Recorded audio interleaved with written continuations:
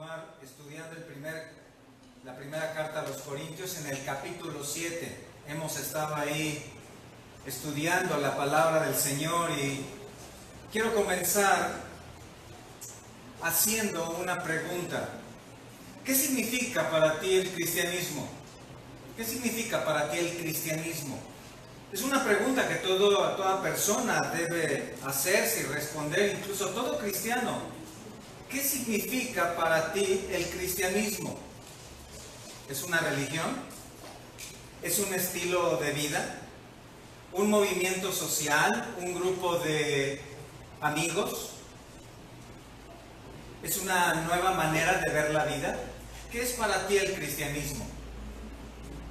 El cristianismo ha sido considerado de diversas maneras a lo largo de la historia.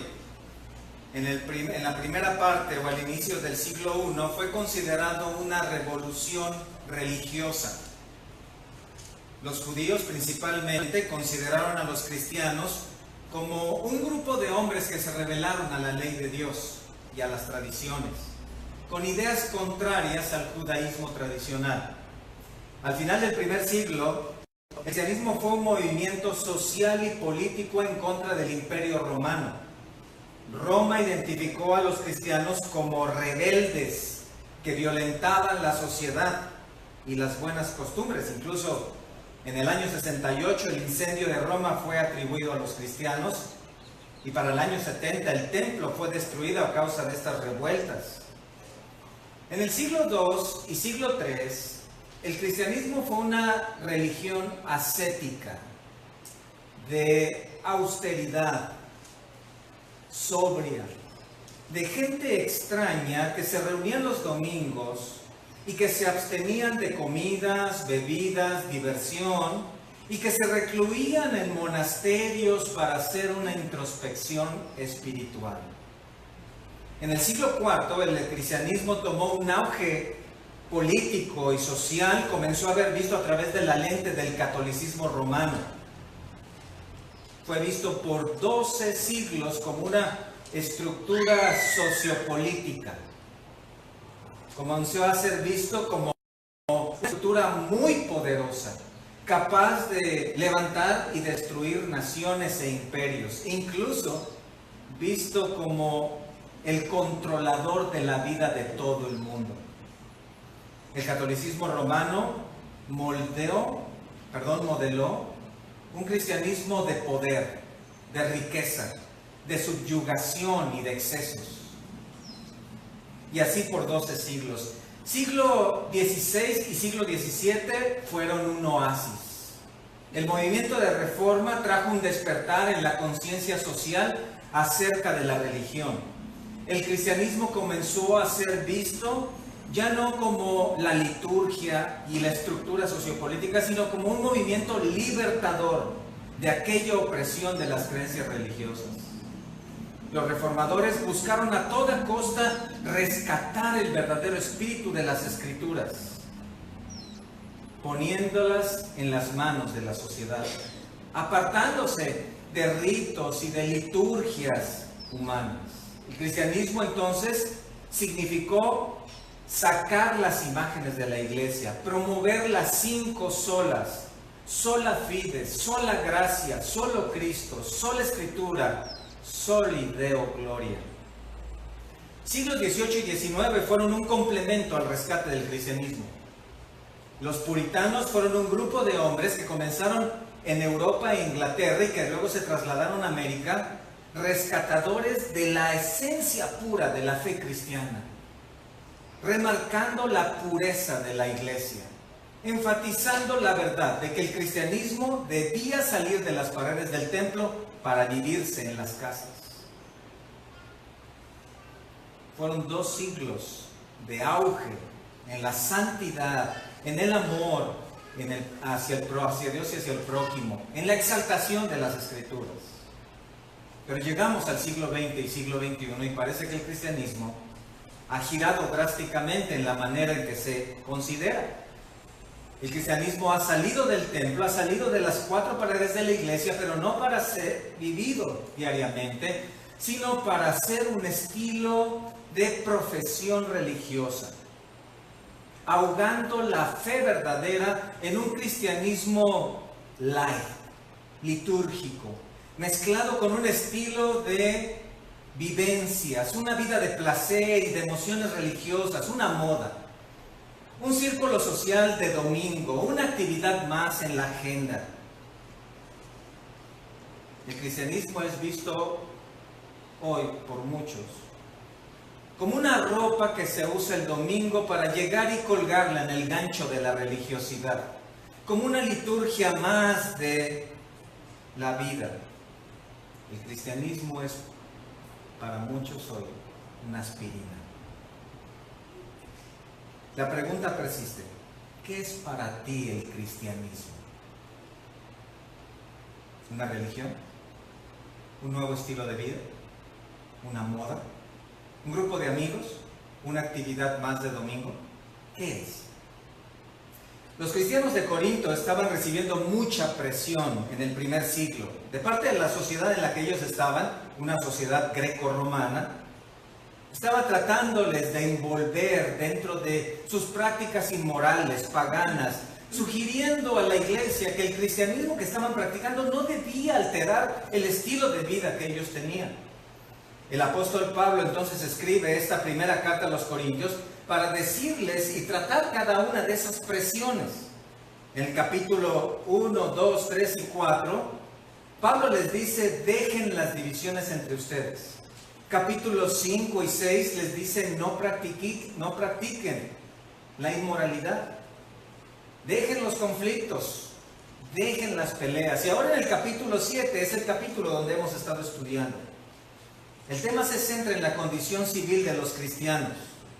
Incluye todos los grupos en este capítulo: esposos, solteros, viudas, divorciados.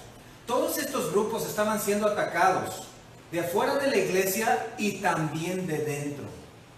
Por ejemplo, en los versículos 1 y 2, ahí en el capítulo 7, en los versículos 1 y 2, si eras un griego que había creído el evangelio y comenzaste a asistir a la iglesia, algunos estaban diciendo que tu fe incluía el perdón de todos los pecados en Cristo. Por lo tanto, tú podrías vivir de la manera que mejor te pareciera, teniendo relaciones sexuales ilícitas, lo cual no impactaría tu condición espiritual.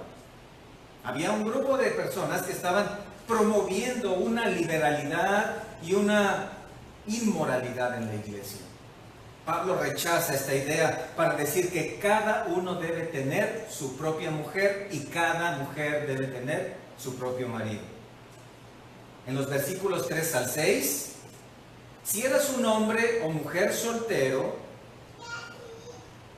casado, y te convertías a Cristo, llegabas a la iglesia y algunos estaban diciendo que las relaciones sexuales son tan carnales y Cristo es tan espiritual que tenías que dejarlas y sacarlas del matrimonio, que tu matrimonio debía desaparecer o desaparecer las relaciones.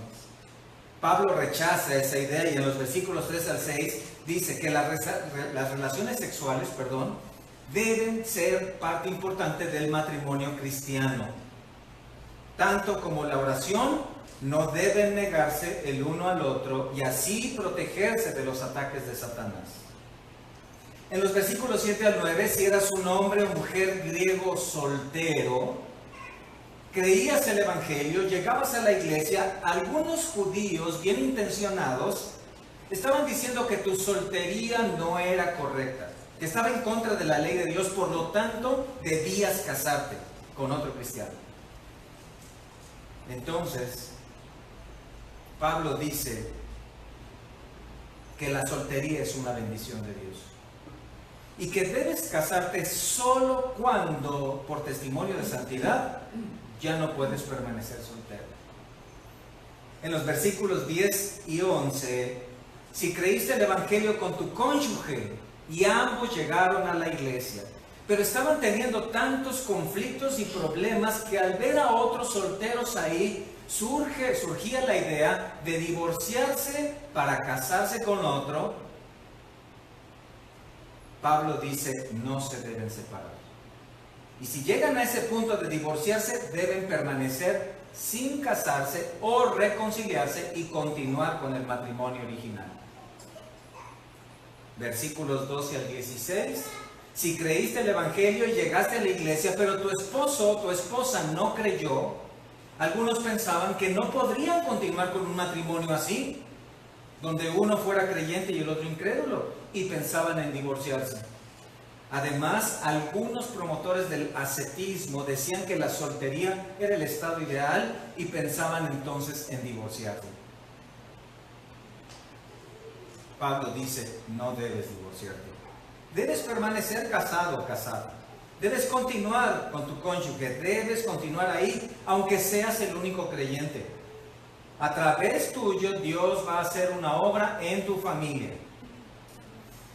Había entonces toda esta variedad de grupos, y todo esto que el apóstol Pablo escribe, por supuesto, lo hace de parte de Dios, para dar un principio muy importante, que lo vamos a ver en los versículos 17 al 24.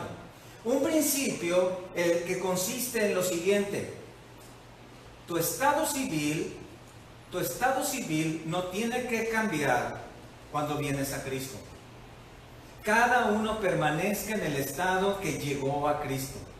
Y en los versículos 17 al 24 vamos a ver ahí cómo este principio se reitera una y otra vez para todos los grupos anteriores que ya hemos estudiado, y vamos a darnos cuenta que estos mandamientos de parte de Dios van a enseñarnos este principio general: cada uno permanezca en el estado que llegó a Cristo. Los cristianos no debían preocuparse por cambiar sus circunstancias externas, porque escucha, la vida cristiana no es un cambio por fuera, la vida cristiana es una transformación interna, es un cambio de corazón. Los solteros no debían creer que solamente casados podrían adorar a Dios. Los casados no debían creer que solamente solteros podrían adorar a Dios. O los casados con incrédulos no debían creer que solo divorciados podrían adorar a Dios. La iglesia de Corinto entonces estaba en un gran peligro, porque si ellos comenzaban a hacer todos estos cambios civiles o sociales, la iglesia podía empezar a perder su testimonio. Había un impacto familiar, las familias se desintegrarían, y todo esto traería un testimonio terrible a la sociedad en la que se encontraba. Cada uno permanezca en el estado que fue llamado. Ahora, antes de abordar el pasaje, versículos 17 al 24, quiero que observes algo en esta sección, porque aquí tenemos un bosquejo bien definido con una introducción en el versículo 17, donde dice ahí, versículo 17, pero cada uno como el Señor le repartió y como Dios llamó a cada uno, así haga. Esto ordeno en todas las iglesias. Y luego en los versículos 18 al 20 tenemos la primera ilustración, donde el versículo 20 concluye con un principio general. Ahí está nuevamente: cada uno en el estado en que fue llamado, en él se quede. Y luego en los versículos 21 al 24 tenemos la segunda ilustración, que concluye con el principio general en el versículo 24, cuando dice: cada uno, hermanos, en el estado en que fue llamado, así permanezca para con Dios. Versículos 17, versículo 20 y versículo 24 están conectados con el mismo principio, y en medio tenemos dos ilustraciones. ¿Lo notan? Ahí está nuestro bosquejo. Vamos a ver dos aplicaciones para demostrar que el cristianismo es una transformación interna y no un cambio externo, no una condición externa. En primer lugar, vamos a ver que el cristianismo es, escucha, obediencia interior. Obediencia interior. El cristianismo no es un asunto del exterior del hombre. El cristianismo es una regeneración espiritual. Es una transformación, es un asunto del interior, no lo olvides. Cuando el Señor llamó a sus apóstoles, ellos ciertamente salieron de las barcas, dejaron las redes, caminaron con el Señor, pero eso no fue lo más importante. El Señor les hizo este llamado para hacer un cambio espiritual, el cual se reflejó en una regeneración, en una entrega. Ahora, debes asegurarte que ha habido ese cambio en tu vida. Debes asegurarte que en tu corazón ha habido esa transformación. Es sumamente importante que tú examines tu corazón al estudiar este pasaje, porque quiero que notes en el versículo 17 que Pablo dice: esto ordeno en todas las iglesias. ¿Ves eso? Las ordenanzas de esta carta son para toda iglesia cristiana. Cada enseñanza que tenemos en las Escrituras tiene una aplicación adecuada para la iglesia de nuestro tiempo. Déjame darte un ejemplo. En el capítulo 14, mira en el versículo 33, ahí mismo, en el capítulo 14, versículo 33, observa que dentro de esta misma carta hay ahí una enseñanza. Y en el versículo 33, mira la segunda parte de ahí, cuando dice: como en todas las iglesias de los santos, vuestras mujeres callen en las congregaciones, porque no les es permitido hablar, sino que estén sujetas como también la ley lo dice. ¿Ves eso? Esta parte resalta el principio de sujeción de la mujer al hombre dentro de la iglesia. Ahora, algunas iglesias están diciendo: bueno, aplicamos de la palabra lo que creemos que culturalmente es conveniente. Estamos en otros tiempos, algunas cosas han quedado ya en el pasado, obsoletas, como para aplicarlas hoy. Tenemos que cambiar esto porque no hay hombres que están dispuestos. Pero esto no es lo que enseña la Biblia. Esto no es lo que enseña la palabra. Cada uno permanezca en el estado en que fue llamado. Entonces, este principio que tenemos aquí es compatible con cualquier estado civil: solteros, casados, divorciados o viudos. Ahora, para un gentil o judío, para un americano o europeo, para un rey o empleado, para un hombre, para una mujer, para un anciano, en cualquier parte del mundo. ¿Por qué? Porque el principal cambio del cristianismo es que interno, exactamente, no externo. Ahora vamos a la primera ilustración en el versículo 18 y 19. Mírala conmigo. Primera ilustración. ¿Fue llamado alguno siendo circunciso? Quédese circunciso. ¿Fue llamado alguno siendo incircunciso? No se circuncide. La circuncisión nada es y la incircuncisión nada es, sino el guardar los mandamientos de Dios. Si recuerdas, la circuncisión surgió allá en el libro de Génesis, miles de años atrás, con Abraham y su casa. Acompáñame a Génesis 17, porque a partir del versículo 9, Génesis 17, 9, vas a notar ahí cómo Abraham recibió de parte de Dios un mandato. Dijo de nuevo, Génesis 17, 9, dijo de nuevo Dios a Abraham: en cuanto a ti, guardarás mi pacto, tú y tu descendencia después de ti por sus generaciones.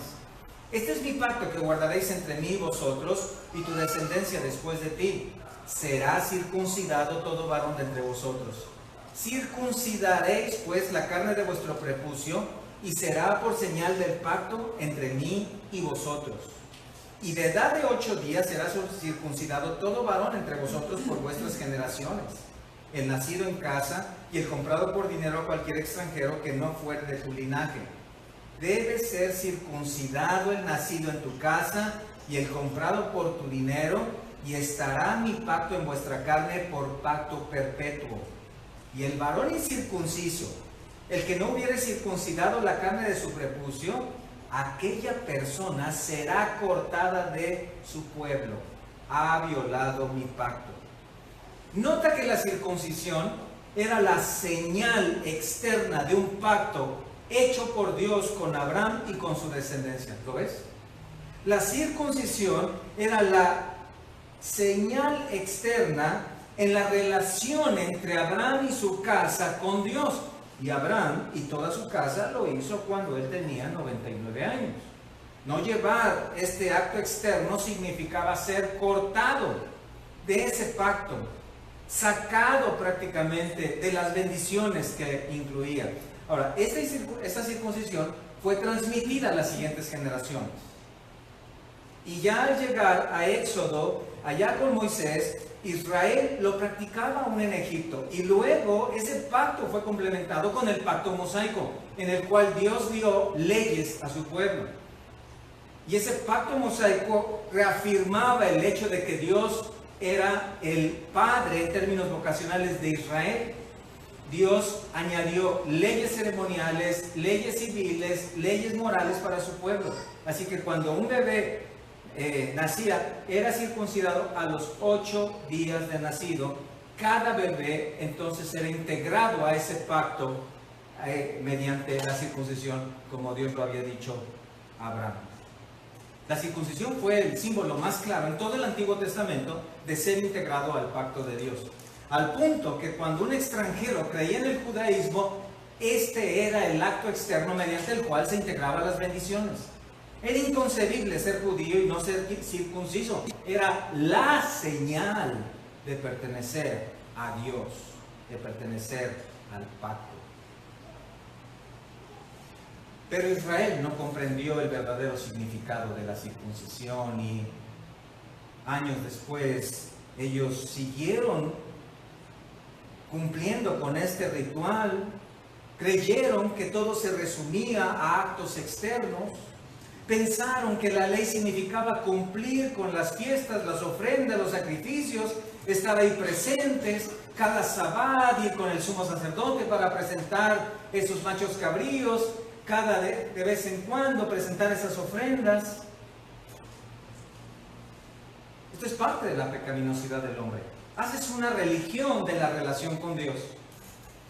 Lo reduces a actos dominicales, a eventos en ciertos momentos de la vida para cumplir. Mecanizas la adoración. Haces una estructura litúrgica donde lo más importante es lo de afuera. Estar presente. Y te conformas con congregarte, con un corazón entregado a otras cosas. Israel no comprendió qué significaba el pacto. Y haces que la casa parezca cristiana, sin genuina adoración, y que los chicos se comporten de una buena manera, tratando de apartarlos de las malas cosas, sin que amen a Dios. Y estás ahí en automático. Y vuelves tu adoración una rutina, sin devoción, una costumbre, sin fervor, y un ritual sin corazón. Y entonces Dios habló. El Dios del pacto hizo retumbar su voz y apuntó al centro del problema en Deuteronomio 10:16. Y a través del pastor Moisés, hablando a la segunda generación después de Egipto, les dijo: circuncidad pues el prepucio de vuestro corazón y no endurezcáis más vuestra cerviz. Dios hizo este llamado porque el pueblo de Israel no entendía que la ley era espiritual y que el cambio debía ser interno. Israel estaba cautivado por una adoración externa, una adoración ritualista, con un corazón cumplidor, pero vacío. Y vinieron los profetas. Y los profetas también hablaron. Llamaron a Israel otra vez al centro de la adoración. Y vino Jeremías capítulo 4, versículo 4, cuando el profeta, llamado el profeta Llorón, clamaba porque el pueblo de Israel no entendía. Y Jeremías 4:4 dice: circuncidaos a Jehová y quitad el prepucio de vuestro corazón, varones de Judá y moradores de Jerusalén. Y el clamor de Jeremías fue un eco del clamor de todos los profetas. Y 13 siglos después de Abraham y 7 siglos después de la ley, Israel seguía practicando la circuncisión, pero sin comprender el verdadero centro de la adoración y sin entender que el pacto con Dios no tenía que ver con rituales externos, sino con una transformación interna. Su condición externa era buena, pero su condición interna estaba mal. Y se sentaban cantaban y leían y sacrificaban con un corazón vacío. Y al llegar al tiempo del Señor, el Señor vino para revelar lo mismo. En Mateo 15:3 dijo Él: ¿por qué también vosotros quebrantáis el mandamiento de Dios por vuestra tradición?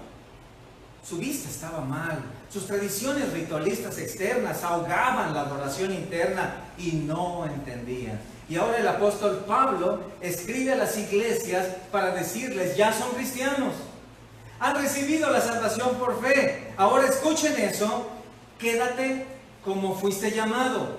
La circuncisión nada es, la incircuncisión nada es. Versículos 18 y 19. ¿Y todo el pacto de Dios con Israel qué? ¿Y todos los llamados al pueblo de Israel? ¿Y la circuncisión como señal de pertenecer a Dios qué? Quedó atrás. El nuevo pacto en Cristo completó y concluyó el pacto abrámico. El nuevo pacto en Cristo concluyó y completó el pacto mosaico. Todo quedó atrás. Dice la circuncisión nada es. Solo quedó en los registros como un rito externo que apuntaba a la obra de Cristo. Romanos capítulo 2, mírenlo conmigo en Romanos capítulo 2, porque ahí hay una explicación amplia del apóstol Pablo acerca de esta verdad. Romanos 2:25, míralo ahí en tu Biblia. Pues en verdad, dice, la circuncisión aprovecha si guardas la ley, pero si eres transgresor de la ley, tu circuncisión viene a ser incircuncisión. Si pues el incircunciso guardare las ordenanzas de la ley, no será tenida su incircuncisión como circuncisión. Y el que físicamente es incircunciso, pero guarda perfectamente la ley, te condenará a ti, que con la letra de la ley y con la circuncisión eres transgresor de la ley. Mira lo que dice en el versículo 28. Pues no es judío el que lo es exteriormente, ni es la circuncisión la que se hace exteriormente en la carne, sino que es judío el que lo es en lo interior. Y la circuncisión es la del corazón, en espíritu, no en letra, la alabanza del cual no viene de los hombres, sino de Dios. El cristianismo bíblico no surge de ritos y de liturgia, sino surge del corazón. El punto no se trata de que tú estés aquí, sino dónde está tu corazón. Ese es el punto. Y el cristianismo no cambia la condición social de la persona. Escuche, cambia su corazón. Su corazón. Si un esposo se convierte en cristiano, ¿qué debe ser? Un mejor esposo. Si un empleado se convierte en cristiano, ¿qué debe ser? Un mejor empleado. Si un ciudadano se convierte en cristiano, ¿qué debe ser? Un mejor ciudadano. ¿Cierto? Es verdad que el cristianismo puede entrar a círculos sociales, políticos. Es verdad que hoy hay personas que están en el medio empresarial que el Señor ha llamado, pero la palabra enseña que primeramente el cristianismo no tiene que ver con la condición social, sino tiene que ver con la condición espiritual. Muy importante, no lo olvides.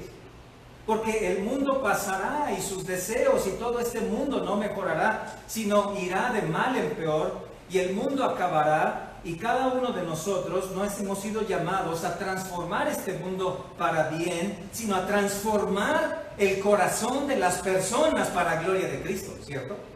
Este es el llamado. El poder del cristianismo no está en una revolución social, sino en una transformación espiritual. Allá en los años 80 y 90, la perestroika fue un movimiento económico que la Rusia de Gorbachev inició para tratar de hacer un cambio en la manera de manejar la economía del país, y esa perestroika terminó finalmente en un gran desastre, porque lo que ellos querían no era hacer un cambio en lo interior, sino en un cambio en lo exterior, abrir un poco sus fronteras al capitalismo, dejar entrar algunas cosas que creían convenientes, y al paso de los años esa perestroika no funcionó y la gente finalmente continuó con los mismos problemas. El poder del cristianismo no está en hacer una revolución social, ¿sabe? Sino en una transformación espiritual, interior, de corazón. En Juan 7:38, si lo ven ahí conmigo en sus Biblias, Juan 7:38, escuchen lo que dijo el Señor ahí cuando habló sobre él. Dijo: el que cree en mí, como dice la Escritura, de su interior correrán ríos de agua viva. El cristianismo ha tenido una intensa participación en los movimientos sociales. El movimiento de la Reforma trajo cambios radicales en la manera de ver la sociedad europea del siglo XVI, y esos cambios se trasladaron tiempo después a América, de lo cual nosotros somos un resultado. Pero en realidad, en nuestros días, el cristianismo verdadero, escucha, no busca cambiar las condiciones sociales, no busca regenerar las instituciones, no busca cristianizar el gobierno, ni organizar a la gente. El cristianismo genuino es un cambio de corazón. Hace poco más de un mes supimos del presidente electo que tendremos en unos meses gobernando nuestro país, ¿cierto? Y antes de las elecciones presidenciales, ¿cuál era nuestro propósito como iglesia? Predicar el evangelio para salvación de las personas, ¿cierto? El evangelio es salvación en Cristo, el perdón de pecados por medio de la fe en Cristo. Y luego supimos quién fue el presidente electo. Y ahora, ¿cuál es el objetivo de nosotros como iglesia? Predicar el evangelio para salvación por medio de la fe en Cristo. Pero si hubiera ganado el Partido Azul, ¿cuál sería nuestro objetivo? Hablar del evangelio para salvación en Cristo. Pero si hubiera ganado el amarillo o el tricolor, ¿cuál sería nuestro objetivo? El mismo. Porque el cristianismo bíblico se enfoca en una transformación espiritual de las personas sin importar su raza, su género, su afiliación política, su condición socioeconómica, solamente observando su necesidad espiritual. Así que puedes ser un cristiano en cualquier tipo de sociedad, ¿cierto? En el capitalismo, en el socialismo, porque el cristianismo es una relación espiritual con el Dios viviente. El cristianismo no es una religión, es decir, un conjunto de ritos que se llevan a cabo en ciertas etapas de la vida para completar los méritos que dice esa religión. No, el cristianismo es una relación espiritual con Dios. Así que podemos ser cristianos en un capitalismo, en un comunismo, en una monarquía o en una dictadura o bajo un imperio. ¿Por qué? Porque el cristianismo no es un asunto de afuera, es un asunto de adentro. Ahora, ¿qué hacemos ante los problemas sociales? No podemos ignorarlos. Ora por tus gobernantes, 1 Timoteo 2. Trata de vivir en paz con los demás, Romanos 12:18. Haz lo bueno ante los demás, 1 Timoteo 3:16. Y dice en el versículo 17 ahí, regresando a nuestro pasaje central, cada uno como el Señor le repartió. Es decir, en las funciones que Dios te asignó, en el lugar que te colocó, vive como cristiano, vive como cristiana. Vive en tu exterior en base a la transformación interior que Cristo hizo en tu vida. Vive tu exterior en base a la transformación interior que Cristo hizo en tu vida. ¿Lo ves? Si eres un esposo, ¿quién te dio esa función? Dios. Si eres un esposo, Dios. Si eres viudo, ¿quién te dio esa condición? Dios. Sigue en esa posición, sigue ahí, continúa caminando. En el trabajo en que estás estudiando, sigue haciéndolo. En el lugar donde vives, sigue viviendo. La función en tu familia, sigue, continúa ahí. Es lo que está diciendo aquí. Bueno, salgo de casa para trabajar, ¿sabes? Dejo a mis hijos, descuido mi casa y mis prioridades. Bueno, no estamos hablando de situaciones contrarias a la Biblia. No estamos hablando de descuidos pecaminosos. Estamos hablando de la función que Dios te dio. Debes continuar haciendo lo que agrada a Dios. Debes continuar haciendo lo que Dios te ha puesto a hacer. Bueno, mira, estoy en adulterio con la secretaria o estoy vendiendo algunas cosas robadas, ¿lo sigo haciendo? No nos referimos a pecados, nos referimos a condiciones sociales lícitas. El punto es este: no hagas del cristianismo un pretexto para escandalizar a la sociedad y a la familia. ¿Por qué no quiere el Señor que un nuevo creyente casado deje a su cónyuge incrédulo? Avanzaría más fácil la vida cristiana, ¿cierto? Sería más fácil poder caminar con Cristo, sí, pero perdería su área de influencia. ¿Por qué no quiere Dios que un joven que está en la escuela conviviendo con otros chicos incrédulos salga de esa escuela y se aparte de todos ellos para vivir la vida cristiana? En cierto aspecto sería más fácil, pero dejaría de ser una influencia en ese campo de acción, ese campo misionero, y así en la casa, y así en el trabajo, y así en el vecindario. Entonces lo que está diciendo Dios aquí es: continúa donde estás. ¿Por qué? Porque lo importante está en el versículo 19, mira lo que dice ahí, versículo 19, guardar los mandamientos de Dios. ¿Puedes ver? Ahí donde estás, ahí en lo que haces, lo que eres en tu familia, guarda los mandamientos de Dios, porque el cristianismo es obediencia a Dios donde te encuentres. Primera de Pedro, capítulo 1, mira conmigo la primera carta del apóstol Pedro, porque ahí vas a notar este llamado a los cristianos del primer siglo y también a nosotros. Primera de Pedro 1, observa, Pedro, apóstol de Jesucristo, a los expatriados de la dispersión en el Ponto, Galacia, Capadocia, Asia y Bitinia, elegidos según la presencia de Dios Padre en santificación del Espíritu. ¿Para qué? Para obedecer. ¿Notas? Esto no está hablando a los que viven en Jerusalén, no está hablando a los que están adentro del templo, está hablando a los expatriados, a los dispersados por causa de la persecución. Dice, allá donde están, allá donde se encuentran, en todas esas regiones, obedezcan. Fueron llamados para obedecer. Tú puedes vivir tu cristianismo en cualquier lugar, en esta ciudad, en otro estado, en la Ciudad de México y Puerto Vallarta, ¿no? Claro que en Puerto Vallarta sí se puede, ¿cómo no? El cristianismo no es un conjunto de tareas que hacer. Escucha, es un conjunto de actitudes que obedecer. ¿Lo entiendes? El cristianismo es un conjunto de actitudes que obedecer. Como esposo, como esposa, no es lo más importante si tu cónyuge es cristiano o no, sino si tú estás obedeciendo a Dios. Los padres se quejan de los hijos.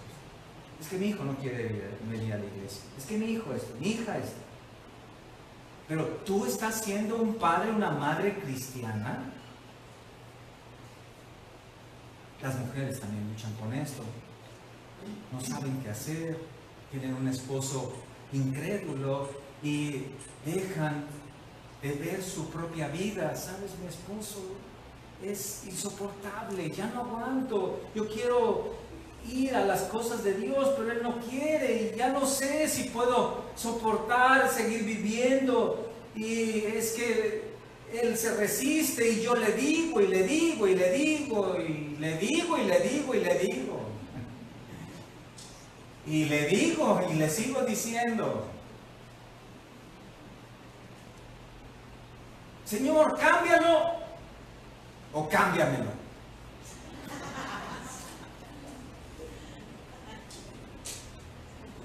Pero tú estás viviendo como una esposa cristiana. Tú estás siendo un padre, una madre cristiana. Los solteros también tienen su lucha. ¿Con quién me voy a casar? Es que no hay nadie, no encuentro. Estoy peor que el Señor en la cruz, ahí solo, ¿no? Me voy a quedar para vestir santos, no para vender Biblias mejor. Me voy al mundo. El enfoque está en lo que debes ser como joven, lo que tienes que desarrollar. ¿Tienes una vida de constancia, de dedicación a las cosas de Dios? ¿Tienes una vida entregada al servicio, desarrollando un carácter cristiano como hombre, como mujer? Entonces,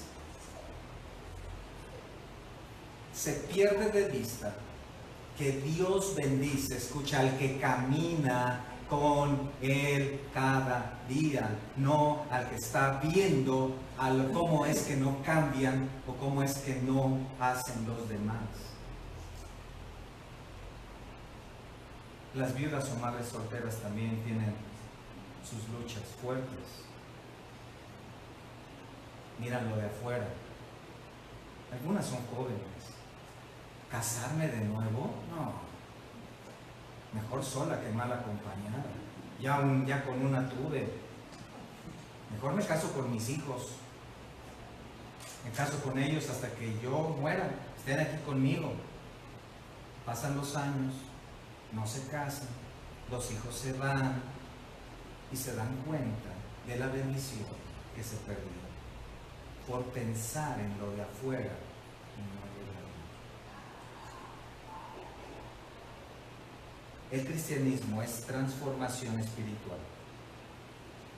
¿Qué dijo Samuel a Saúl? Primera de Samuel 15, mírenlo conmigo, Primera de Samuel 15. ¿Qué dijo Samuel a Saúl?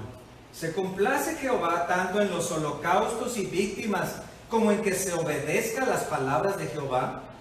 Ciertamente el obedecer es mejor que los sacrificios y el prestar atención que la grosura de los carneros. El cristianismo verdadero, escucha, es interior. Nunca fue diseñado para conformarse por rituales como el bautismo, la primera comunión, la confirmación y los sacramentos. Jamás, sino el cambio interior que surge de estar inmerso en la palabra, de aprender de Cristo, de creer en Él y de obedecerlo. Eso es el cristianismo verdadero. Que no te digan que es una religión más. El cristianismo verdadero, escucha, es obediencia de corazón a Dios. Es devoción interna, no costumbre externa.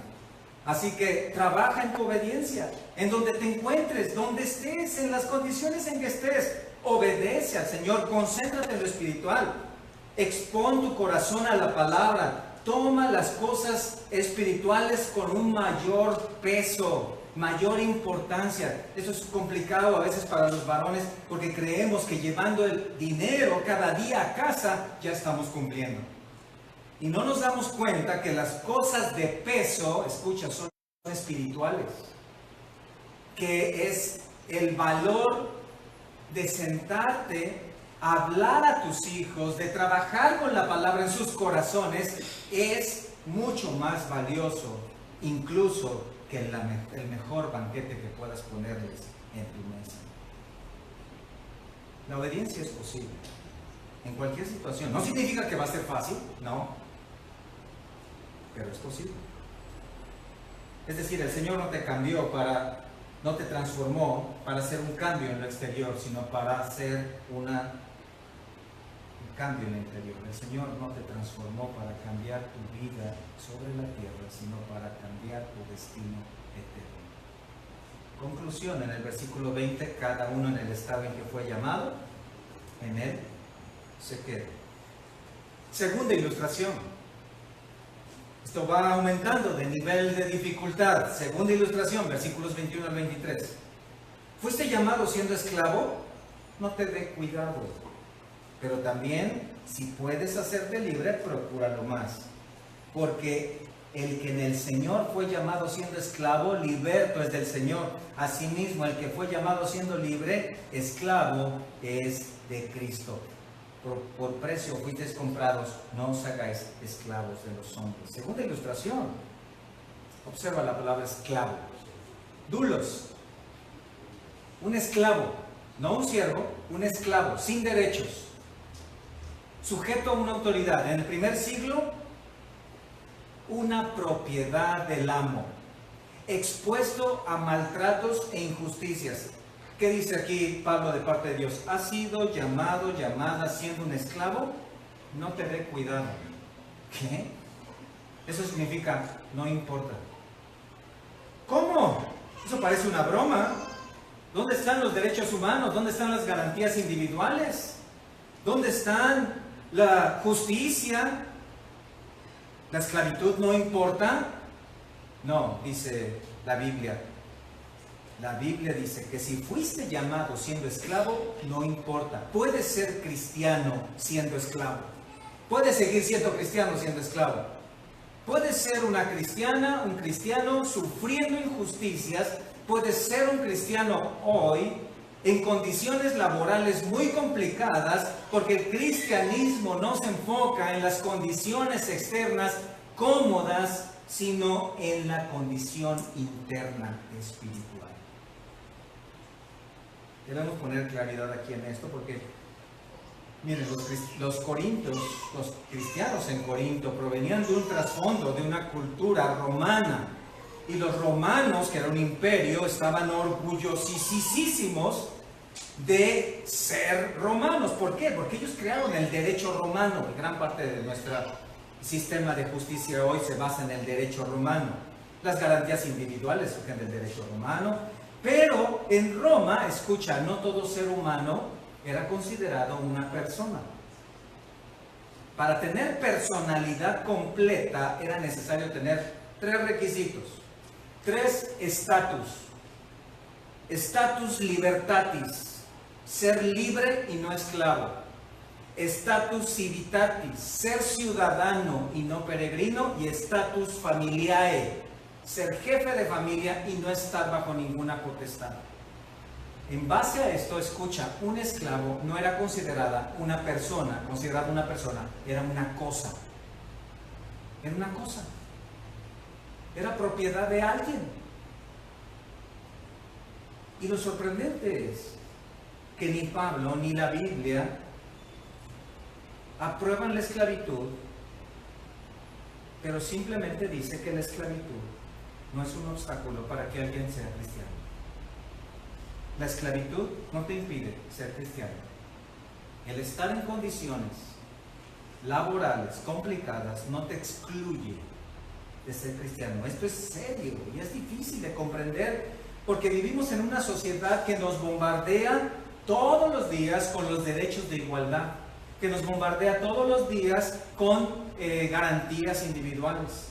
Y vamos por la vida influenciados con estas ideas de instituciones y organismo y justicia y una sociedad libre. ¿Y cuál es la aplicación aquí? Que el cristianismo es sujeción interior, escucha, aún en condiciones injustas.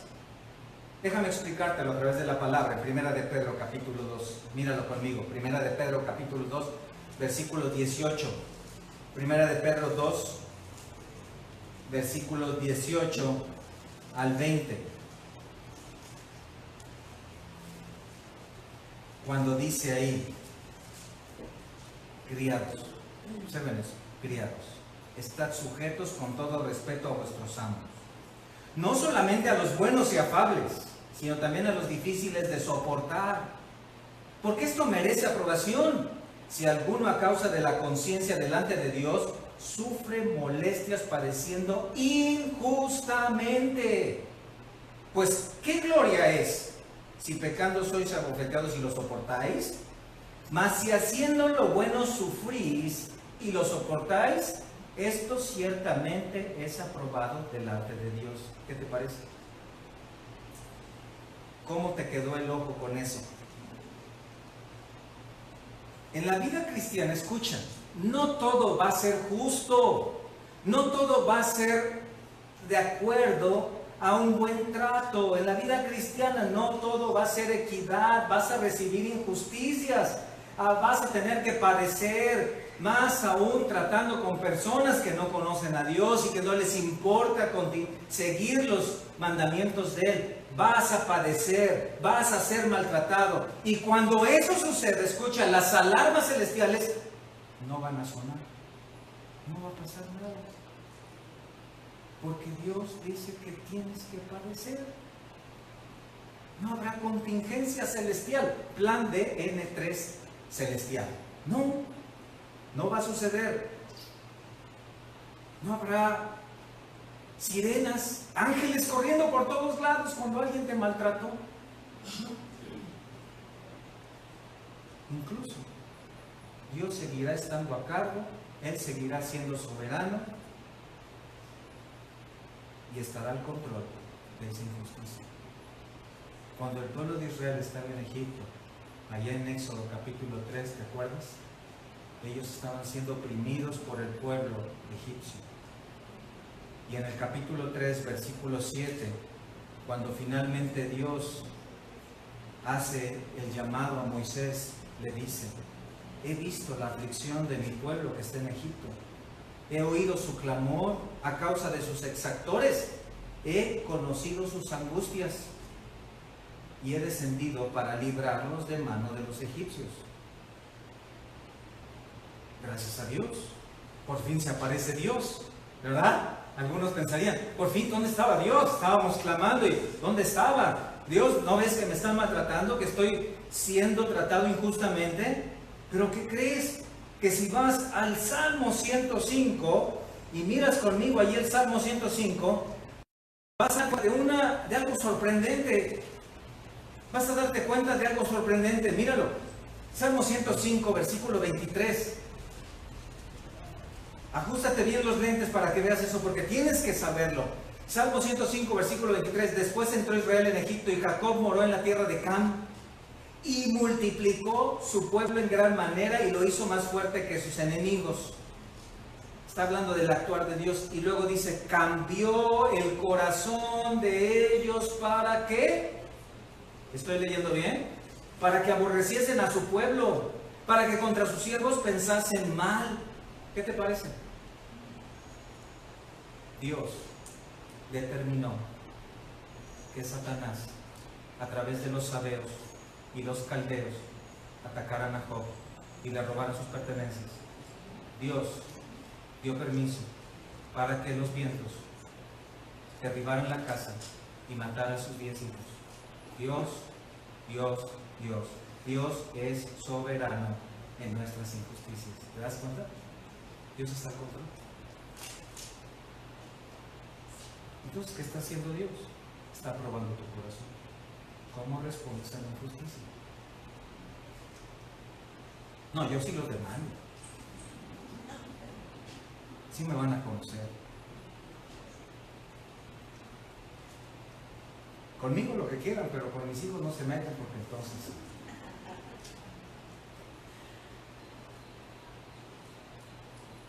¿Te das cuenta? ¿Comprendes la soberanía de Dios? Dios está al control de todo. Dios controla tus pruebas. Dios controla tus pruebas, que muchas de ellas Él determina que sean injusticias para ti, maltratos. ¿Por qué? ¿Por qué Él quiere probar tu fidelidad en condiciones complicadas? Él quiere ver si vas a permanecer fiel cuando los hermanos no te quieran, cuando el pastor no te salude, cuando las circunstancias sean un horno para ti, no, incluso no solo afuera, sino aquí adentro. ¿Qué Él quiere ver? ¿Qué clase de corazón tienes? ¿No lo sabe? Sí, Él lo sabe. Que no lo sabe eres tú, que no lo sé soy yo. Y Él quiere demostrarme a mí, quiere que yo vea la clase de corazón que tengo y cómo respondo a la injusticia. Efesios capítulo 6, míralo conmigo, Efesios 6, 5, observa.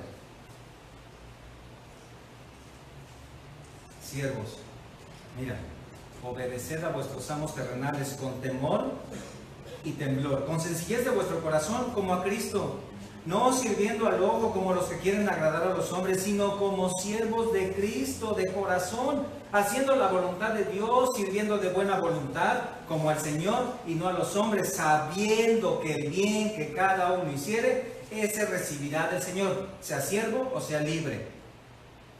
Historia clásica. Alguien te hizo daño, te maltrató, tuvo una actitud incorrecta. Entonces, hay que castigar a esa persona. Hay que dejarle de hablar. Hay que traer venganza. Entonces, se aparta la persona, se aleja. Deja de estar en la comunión con los cristianos. ¿Por qué? Porque son así. Porque no hacen lo que deben. Porque me tratan mal. Porque no me saludan. Porque no hacen lo que debían hacer hacia mí. Por eso me aparto. Por eso me voy. Y pecamos. Y desobedecemos a Dios. Y nos vamos y por allá nos caemos y nos raspamos. Y ahí por allá lloramos. ¿Pero por qué, Señor? Y dice Dios, porque te he llamado a padecer, te he llamado a que aceptes con humildad las injusticias. Pero es que ellos me hacen. Sí, pero ¿cómo vas a responder tú? ¿Qué vas a hacer tú? ¿Vas a responder igual? ¿Pecaron ellos? ¿Pecó él? ¿Pecó ella? ¿Tú también vas a pecar? ¿Qué dice Dios? ¿Estás en injusticias? ¿Te maltratan? Vive el cristianismo que debes vivir. Haz tu trabajo. Haz lo que tienes que hacer. En una sujeción interna a Cristo. Los dueños de las empresas hoy ponen cámaras y controles administrativos para que los empleados no roben, ¿cierto? O para que otras personas tratar de proteger su negocio. Y ellos tratan de cuidar a sus empleados. Deben poner atención en esto. Pero escucha, eso no debe suceder con un cristiano. No. Porque el cristianismo verdadero es transformación interior. Tengo un jefe que es un patán, por eso le voy a robar. No. Si peca otro, ¿su pecado justifica el tuyo? No. Si alguien te hace mal, ¿su maldad justifica tu maldad? Tampoco. Dios ha determinado esa injusticia para ti. Y es en ese momento cuando tú, mirando la vida, como lo hizo el rey David, allá en el segundo libro de Samuel, viendo cómo Baurín llegaba y lo apedreaba y le decía, eres un hombre sanguinario, Dios te ha dado el pago de toda tu maldad. Y sabiendo David que estaba siendo tratado injustamente porque él no había matado, él no había armado un complot contra Saúl, sino Dios mismo lo había sacado, él evitó la venganza y le dijo a Joab, detén tu mano, porque si él maldice a David es porque Dios le ha dicho que maldiga. Si él hace esas cosas es porque Dios le ha dicho que lo haga. Y tal vez acaso Dios me dé algún bien por los males que ha recibido hoy. Eso es actitud, eso es piedad.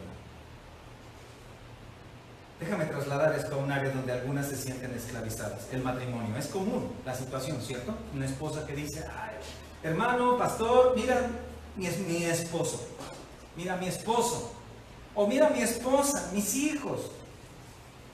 No sabes, me casé con Judas, me casé con, de verdad, ¿qué digo con Judas? Judas Caín, me casé con él.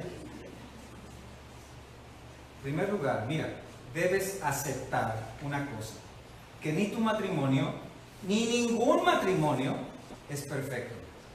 Y que el matrimonio dentro del contexto de la tierra es aflicción. Por eso Pablo dice ahí en este capítulo, yo les quisiera evitar las aflicciones, pero ya que están muy entregados a casarse, adelante. El matrimonio es muy difícil, pero debes vivir como cristiana dentro de él. Dios te llamó ahí para dar un testimonio de piedad a tu esposo, a tus hijos. Dios te llamó ahí para que vivas como cristiano o cristiana y des testimonio de que has creído en Cristo. ¿Cuál es el principio ahí? El cristianismo es sujeción interior. No tienes que iniciar una revolución en tu casa. No tienes que cambiar las cosas. Como mi esposo es incrédulo, yo soy creyente, entonces, a ver, yo quítate a un lado, yo voy a ser la líder. No. Necesitas entender una cosa, que tu cónyuge tiene una necesidad espiritual. Sí, es verdad, un día estuvo en la iglesia, sí, un día se dijo cristiano, pero mira, no es creyente. Tus vecinos no son cristianos, van a actuar como impíos. Tus amigos de la escuela no son cristianos, van a actuar de esa manera y vas a sufrir, así que no te alarmes. Dice Pedro, no se sorprendan del fuego de la prueba, como si alguna cosa extraña os aconteciese. No se sorprendan, dice, van a padecer. ¿Son cristianos? ¿Sí? ¿Son cristianos? Bueno, les tengo una noticia, van a padecer.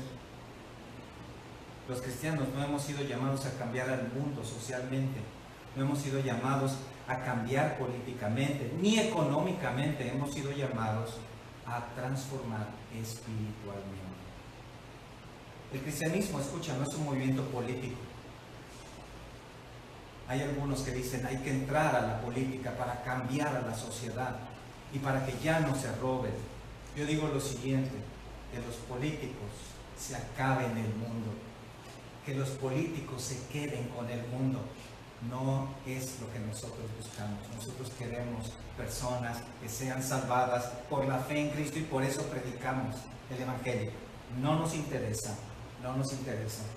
cambiar al mundo económicamente.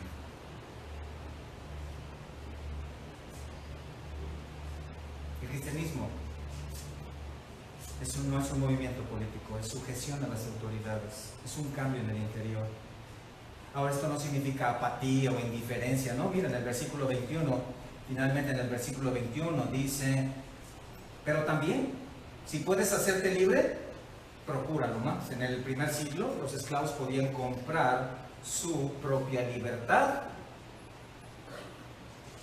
Podían llegar a comprar su propia libertad. Ahora, podrías ser un empleado que hoy sufre maltratos, injusticias, y cuando llegas acá y dices, es que tengo un jefe que no sabes. Entonces, tal vez escuche, bueno, oraré por ti, que Dios te bendiga, sé un cristiano. Pero un día te independizas. Un día juntas un dinero y pones tu propio negocio. Gracias a Dios. Gracias a Dios. Vamos a ver qué tal jefe eres, ¿no? Vamos a ver. Había un hombre llamado Filemón. Él era un hombre rico, un cristiano en Colosas, y él tenía muchos esclavos. Y uno de ellos se llamaba Onésimo. Onésimo decidió que quería su libertad y le robó algunas cosas, hizo sus maletas y se fue. Y llegando a Roma se encontró a Pablo, y Pablo le predicó el Evangelio, y Onésimo creyó. Y en una plática pastoral, Onésimo le dijo que él era un esclavo fugitivo, y Pablo le dice, eres libre en Cristo, pero tienes que regresar con tu amo. Y Pablo escribe una carta para Filemón, en donde le pide que reciba nuevamente a Onésimo como esclavo.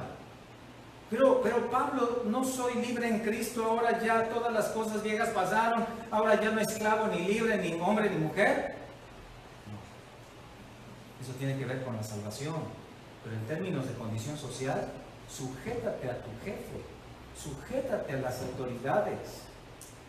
Haz lo que tienes que hacer. No te preocupes por la situación superficial en la que te encuentras. Sujétate a Cristo, Él se va a encargar de lo demás. ¿Por qué?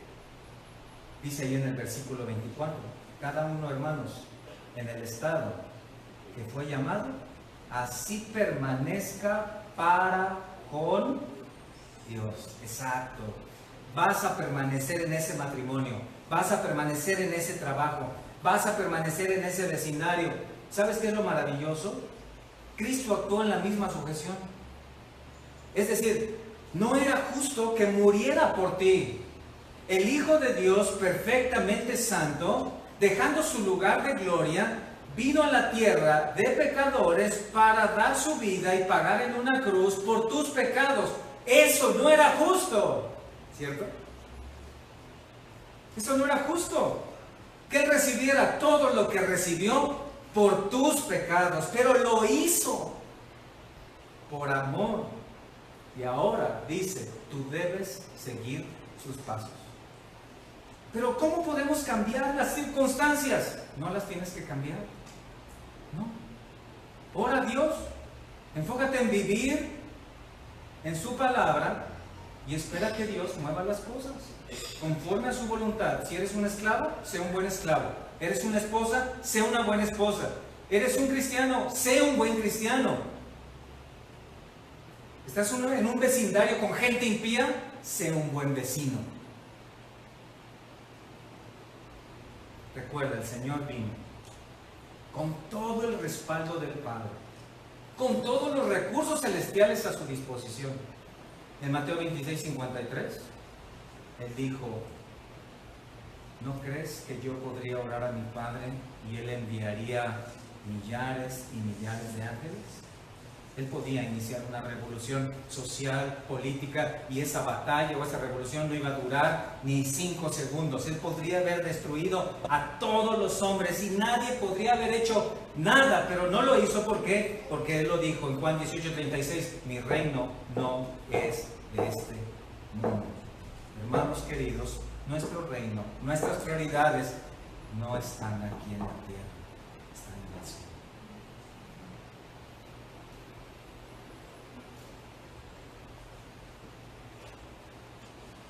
Vivamos como cristianos en el lugar donde Dios nos ha puesto. Demos testimonio conforme a la palabra. Caminemos los pasos de Cristo y dejemos las cosas a Dios. Y entonces, escucha, económicamente, políticamente, socialmente, familiarmente, matrimonialmente, paternalmente y todos los mentes, en todas esas áreas, honrarás y glorificarás a Dios y vivirás feliz. Amén. Padre, gracias por este tiempo que nos has dado en tu palabra y gracias porque ahora pudimos meditar en lo que tienes aquí para nosotros y gracias porque podemos entender que la prioridad no está en lo de afuera, sino en la transformación que has hecho en nuestras vidas. Te damos gloria, Señor, por tu palabra y te pedimos tu gracia para vivir en tus mandamientos.